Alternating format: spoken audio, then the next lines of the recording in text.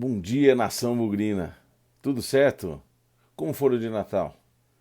Muito legal, né? Eu espero que todo mundo tenha ido muito bem de Natal. É sempre bom a gente ter um período para descansar, mas a gente sempre quer falar do nosso Guarani. E a gente tem tido não muito conteúdo para a gente poder discutir aqui com vocês, mas nessa ah, entre safra nós vamos estar aqui tentando produzir conteúdos, conversando com vocês sobre as novidades que a gente está tendo ao longo das semanas. Né? Para isso, eu queria agradecer sempre todo o apoio de vocês, convidar vocês para continuar nos seguindo aqui no YouTube, que vocês estão super acostumados, no Instagram, que a gente tem as chamadas, uma coisa ou outra que a gente coloca no Instagram, e agora também nas plataformas de áudio, como Spotify e Deezer. Trabalho esse, que são essas resenhas que a gente tem aqui com vocês, no modelo de áudio, nessas plataformas, em parceria com o Bugcast. Um abraço para os nossos colegas lá do Bugcast, Pezão, o Léo, Rafa e toda a galera lá do Bugcast.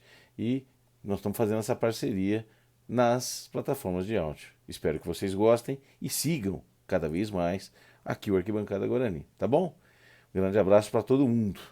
Então hoje nós vamos falar um pouquinho das novidades que nós tivemos desde o último papo que a gente teve. Então, esse é o Intertemporada número 3, o nosso vídeo de número 152, quase no finalzinho do ano, já na virada praticamente, hoje dia 29 de dezembro.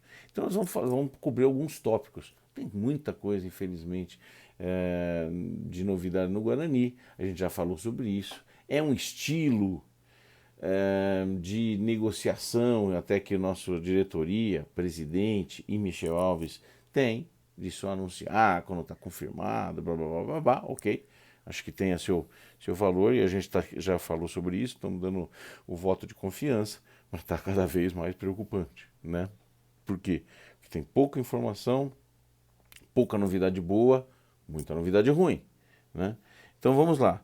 Nós vamos falar das contratações, das renovações nesse período anunciadas, de algumas especulações que a gente tem por aí, e aí não é confirmado nada, baseado nessas duas coisas. Na atual escalação, quer dizer, qual o time que a gente teria para o início do Campeonato Paulista, e finalmente de alguns assuntos que também rolaram ao longo dessas semanas aí, ou dessa última semana, sobre um balanço das dívidas do Guarani, o orçamento que o Guarani tem, como é que, portanto, as expectativas para esse ano em relação a isso, e a novidade cada vez mais em pauta, que é o modelo SAF, ou seja, do futebol como empresa, dos clubes considerados ou na configuração de SA, e qual são eventualmente as vantagens e desvantagens que o Guarani pode ter. Esses dois últimos pontos, se a gente conseguir cobrir hoje, muito bem, mas vai ser matéria de a gente cobrir nos próximos intertemporadas, nas próximas resenhas também. Então hoje nós vamos dar uma pincelada e depois a gente aprofunda um pouco mais nesse assunto. Né? Bom, primeira coisa, quais foram as contratações anunciadas aí nesse período? A primeira delas, o zagueiro João Vitor, do Vitória. Reserva do reserva, sei lá que reserva do Vitória, que eu não conheço, nunca vi o futebol dele e não tenho informação também. Essa é a grande verdade. É uma incógnita, uma aposta do meu ponto de vista. Sempre lembrando que o ano passado, nessa mesma altura do campeonato, o Thales estava vindo para o Guarani e tinha um monte de crítica em cima dele. Primeiro que ele estava gordo, segundo porque ninguém tinha ouvido falar nele, terceiro que ele estava vindo lá da Turquia e que se nem na Turquia deu certo. Enfim, tinha um monte de comentário e deu muito certo aqui. Virou o nosso xerifão. Que nós acabamos deixando meio que de mão beijada aí no Poperário. Uma história meio estranha, mas que deve ter a sua explicação. Fato. Então, por isso, estou dizendo o seguinte: não conhecemos João Vitor, mas pode ser um baita zagueiro. E não deu sorte até agora. Tenho um pouco de dúvida. Mas enfim, João Vitor do Vitória. Outro zagueiro que foi contratado junto ao Chapecoense, Derlan, Chapecoense. Também não era titular absoluto, mas esse com um pouco mais de vamos dizer, histórico, né? A gente consegui ver alguns filmes, vídeos dele, até me lembrei de alguns jogos dele. Me parece um zagueiro com boa postura, me parece um zagueiro que joga pela canhota, pelo lado esquerdo da área. Não desgostei. Acho que pode ser uma boa aquisição, aí, um bom valor para nós, para jogar junto com o Ronaldo Alves, que a gente já fala em seguida. Volante. Volante Madison, vindo do Confiança. Também não me lembrava dele, mas consegui ver algumas opiniões das pessoas que lá do Confiança, reportagens, filmes e tudo mais. Me parece um cara muito voluntarioso, um primeiro volante clássico, marcador, roubador de bola, ou seja, teoricamente não deveria jogar junto com o Bruno Silva, mas eventualmente pode jogar para afiliar. Afinal de contas, o próprio Índio, que também tem um pouco essa característica, um pouco menos marcador, mas joga junto com o Bruno Silva ali. Então, sem querer desmerecer nem um pouco o Madison, mas me parece um David um pouco mais qualificado, talvez, né?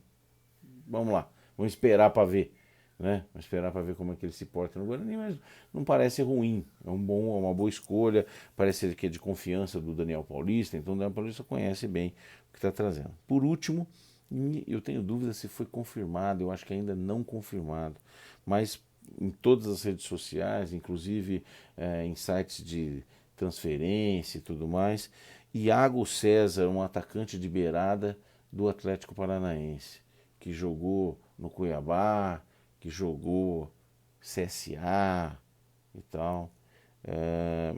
Pelos filmes que vi, pelo pouco que lembro, me parece um jogador rapidinho, interessante, que bota fogo no jogo. A confirmar também, né? Quer dizer, então nós não temos nenhuma contratação de grande peso. Das 4 anunciadas, eu diria para vocês que 2 com um pouco mais de histórico, um pouco mais de lembrança, e 2 deles bem aposta, né? João Vitor e Iago, eu diria com um pouco mais de histórico, Derlan e referência, Derlan e Madison. São esses 2. As renovações confirmadas, as já conhecidas, Ronaldo Alves na zaga, Diogo Matheus na lateral, para mim uma extensão do contrato dele até o fim do ano, é uma excelente notícia, excelente notícia. O Diogo Matheus é um baita lateral. Bruno Silva, também a gente já sabia, sinceramente, vocês sabem todas as críticas que eu já fiz do Bruno Silva, acho que ele tem limitações, mas fez uma reta final de Campeonato Brasileiro decente, importante, bacana para nós. Eduardo Persson, que a gente não sabe, veio com um grande tempo de inatividade, no último jogo contra o Botafogo já jogou, legal, acho que não é ruim, mas vamos ver, a confirmar ainda, né? A gente conhece ele, mas ainda a confirmar se vai ter condição física e tudo mais. E o Índio, que era um grande ponto de crítica de todos, ou de muitos, no início do ano, mas que foi reconhecido o seu valor, a sua importância dentro do elenco no final da temporada. Então acho que o Índio não chega a ser uma má novidade. Então são esses os caras. Especulações. Ainda se fala muito na necessidade e na intenção do Guarani de contratar um goleiro. Porém, na atual conjuntura, é bom que você não se esqueça, nós temos no nosso elenco, inclusive com a renovação, renovação de Rafael Martins. Rafael Martins, a renovação dele, segundo dizem, motivada pelo fato de ter tido uma contusão grave agora e por uma obrigatoriedade legal, ele fica com o contrato renovado até o final de 2022. Ou pode ser emprestado e tudo mais, mas tem contato com o Guarani. Então, com contato com o Guarani, hoje, no elenco do Guarani, nós temos 5 jogadores sem contratação nenhuma.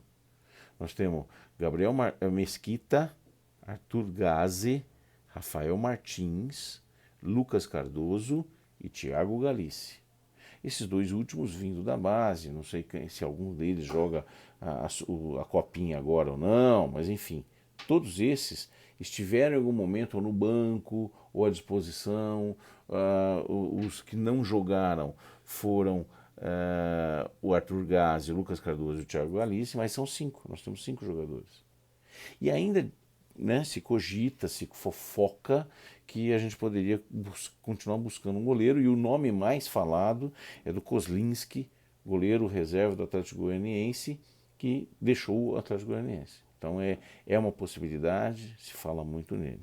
Outro que eu comecei a ouvir ontem foi do atacante de beirada Morato, originário do São Paulo, foi para o Red Bull, estava no Vasco, reserva no Vasco.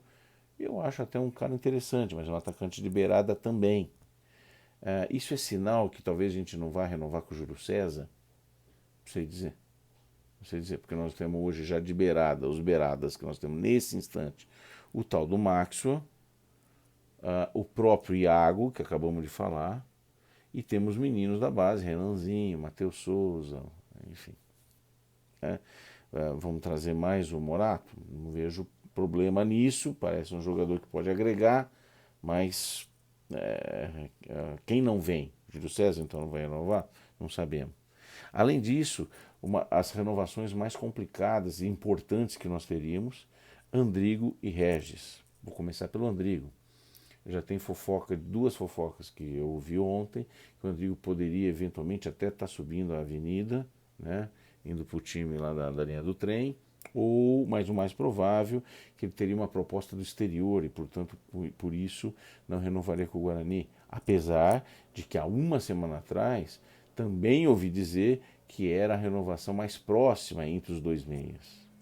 O Regis, sabemos, está muito falado, que ele tem uma proposta firme do Coritiba para ganhar 180 mil reais ou algo do gênero. Também fofoca, obviamente, mas já recebi mensagem aqui de torcedores do Coxa tirando sarro. Olha, agora o Regis já é do Coritiba. Não está confirmado ainda, mas está muito forte. Nos parece que até agora, essa sexta-feira, entre hoje e sexta-feira, a gente deve ter uma definição disso. E sim, é uma possibilidade grande do Regis não ficar no Guarani, né? Com isso, o que fica muito claro é que o Guarani praticamente já tem uma base, já tem uma definição, já tem peças para o setor defensivo, até os volantes, e não tem quase que definição nenhuma dos meias para frente. Então nós precisaríamos contratar meias, atacantes de beirada menos, mas sim um centroavante. Então tem a renovação, renovação do Lucão, a discussão da renovação com o Júlio César, que outro centroavante ou atacante poderia vir. Meias, não temos ideia de meia. Nós temos hoje só o Caio Henrique da base que joga a sub-20 copinha agora. Então não temos base, tá certo? Essa é a grande incógnita. Então tem muitas coisas para a gente ver ainda. Eu esperaria e seria o ideal que no dia 4 o Guarani já tivesse um time para começar a fazer a pré-temporada de treinamentos aí com o Daniel Paulista para a estreia no dia 26, ou seja, se ele começasse no dia 4 ele teria 22 dias de treinamento, tá certo? Para fazer alguns jogos amistosos e tudo mais. Dificilmente, não me parece que na próxima terça-feira a gente vai ter um time completo, pelo menos com cabeça, tronco e membro, principalmente porque nós não vamos poder contar com as meninadas que vão se destacar eventualmente na Copa São Paulo, para que possam compor esse elenco. Então nós estamos absolutamente bem desfalcados por início de temporada, a não ser que haja anúncios entre hoje e o dia 3, segunda-feira. Muito bem. Qual seria o time que a gente colocaria em campo amanhã, se assim fosse necessário? Então, a gente teria o Gabriel Mesquita como goleiro, na minha opinião. O Rafael Martins parece estar machucado. O Gabriel Mesquita terminou o Campeonato Brasileiro fazendo o último jogo. A gente tem um pouco mais de histórico com o Gabriel Mesquita, então começaria com o Gabriel Mesquita. Depois, na lateral direita, sem dúvida para mim, o Diogo Matheus, né? Na zaga, Ronaldo Alves, que renovou e que é remanescente do time que terminou o Campeonato Brasileiro como titular, e o Derlan, que a novidade, que a gente tem um pouco mais de informação e que me parece que veio, dentre as opções que nós temos hoje veio para ser titular, talvez seja uma opção aí. Eu acho que diferente do Thales, porque o Thales joga pela direita e o Zerlan joga pela esquerda, mas o Ronaldo joga nas duas. Então, jogaria com o Ronaldo, mais o Derlan, então Ronaldo e Derlan. Na lateral esquerda, como não houve nenhuma negociação que avançou em relação ao Bidu, ainda o Bidu. Como volantes, o Bruno Silva, que terminou numa boa pegada o campeonato, mais o Maddison, que vem com cercado de uma expectativa positiva. Então a gente teria Bruno Silva e Maddison ali no volante. Como meia, nós não temos outra opção hoje. Hoje seria o Caio Henrique. Nós não temos nenhum meia da época do ano passado, nenhuma cogitação, nada, zero. Então o Caio Henrique, hoje como meia. E na frente, o Iago César, que veio do Atlético Paranaense, o Matheus Souza na posição de centroavante, porque de todos os que estão ali, é o que teve mais rodagem dentro do time titular, é o que já jogou nessa posição, é a minha preferência, não, estou dizendo que é o que nós podemos pôr hoje em campo, e o Maxwell, que nós todos sabemos aqui qual é a expectativa, mas que de fato parece que vai ficar. Então a gente teria um ataque com Iago, Matheus Souza e Maxwell. Meia Caio Henrique, o ataque Iago, Matheus Souza e Maxwell. Frente aos targets colocados que discutimos na semana passada, me parece muito pouco. Me parece muito pouco. Ainda eu não consigo ver que este time que eu acabei de escalar para vocês consegue fazer um Campeonato Paulista bem e ou seguro, consegue avançar 2, 3 fases na Copa do Brasil e muito menos consegue o acesso no final do ano para a Série A. Então, não é esse time aqui. Pelo menos não é esse time aqui que a gente tem expectativa que entregue isso que a gente está falando. Tá certo? Bom, ao longo da semana também a gente teve a possibilidade de ouvir bastante sobre as perspectivas financeiras do Guarani, né? Aquilo que era orçamento, aquilo que era o que temos de dívida. E aí achei algo bem interessante, né? Até eu não tinha esses números. Então, o Guarani hoje tem 16 milhões de reais, mais ou menos, de dívidas trabalhistas, né? 20 milhões de reais de dívidas cíveis e 150 milhões de reais de dívidas tributárias. Tudo isso já incluindo juros e multas. Então, principalmente naquela que é dívida tributária, poderia ser metade disso.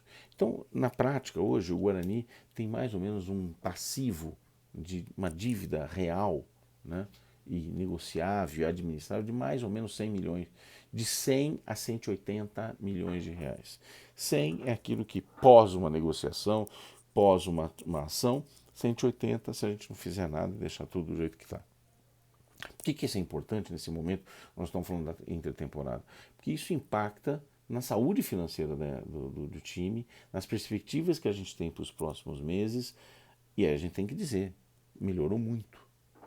A perspectiva que a gente tinha em relação a anos anteriores, a gente vem saneando o clube. Essa dívida já é menor, essa dívida já é mais saudável, mas tem dívida saudável? Claro que tem. Né? Dependendo da natureza, dependendo do prazo de pagamento, dependendo dos juros e tudo mais que corre. Então ela é melhor. Nós temos um budget, um orçamento de 35 milhões de reais, onde 19,5 milhões de reais são dedicados ao futebol. E aqui, gente, não adianta pegar 19 e dividir por 12. Nós temos um monte de coisa aqui. Nós temos comissão técnica, nós temos dinheiro que a gente gasta com o gramado, nós temos várias coisas. Né? Então, hoje a gente teria um orçamento um pouquinho melhor, 10, 15% melhor do que tivemos no ano passado. Nós estamos falando de sair de 800 mil dedicado a salários de jogadores e ir para 900, 900 e pouquinho. Essa é a realidade do Guarani. É esse o tamanho de expectativa que a gente pode ter. A novidade, que nós vamos aprofundar em outros programas, é que nós temos ainda a oportunidade ou a alternativa futura que o Guarani já se pronunciou, dizendo que, olha, nós vamos esperar para ver do que é que nós estamos falando, do que nós estamos falando, como é que se desenrola ou amadurece essas ideias. É o modelo SAF, né, que é transformar o Guarani ou qualquer outra equipe numa empresa, no modelo SA.